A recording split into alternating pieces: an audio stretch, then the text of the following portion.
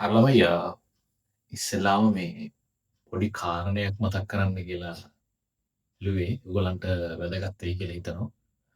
මේ ගොඩක් ළමයි දැන් මේ විභාගෙට ප්‍රශ්නවලට උත්තර ලියනකොට ඒකේ පොඩි කලාවක් තියෙනවා. ඒකේ පොඩි තියෙනවා පුතේ ප්‍රශ්නවලට උත්තර ලියන්න ඕනේ ප්‍රශ්න තෝරගන්න ඕනේ විදිහක් තියෙනවා. ඒතකොට ඒක ගැන පොඩ්ඩක් මතක් කරන්න තමයි මේ පොඩි වීඩියෝ ක්ලිප් එක හදන්නේ. ඉස්සෙල්ලාම පුතේ මේ ප්‍රශ්නවලට උත්තර ලියාගෙන යනකොට ඔයාට හිතන්නකෝ ප්‍රශ්න 10ක් උත්තර ලියන්න තියෙනවා කියලා. එතකොට ඒ ප්‍රශ්න 10ට ඔයා 1 2 3 4 5 6 7 8 කියලා එහෙම උත්තර ලියන්න ඕනේ නැහැ. ඔයා උත්තර ලියන්න ඕනේ ඔයා දන්න ප්‍රශ්නේ ඉඳලා. ඒ කියන්නේ දැන් හිතන්නකෝ ඔයාට ප්‍රශ්න 10ක් ලියන්න තියෙනවා.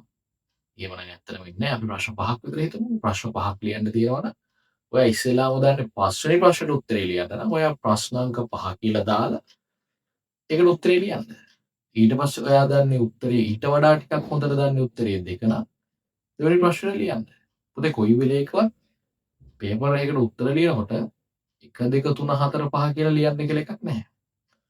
ඔයා දන්න ප්‍රශ්නෙන් ඉස්සෙල්ලාම උත්තර ලිව්වහම ඔයාගේ ලකුණු ටිකක් චුට්ටු චුට්ටු වැඩි වෙනවා. ඒතකොට ඔයා දැනගන්න ඕනේ හරියටම මොන ප්‍රශ්නේද ඔයාට කරන්න පුළුවන් හොඳටම. අනේ ප්‍රශ්නේ ඉස්සෙල්ලාම පටන් ගන්න.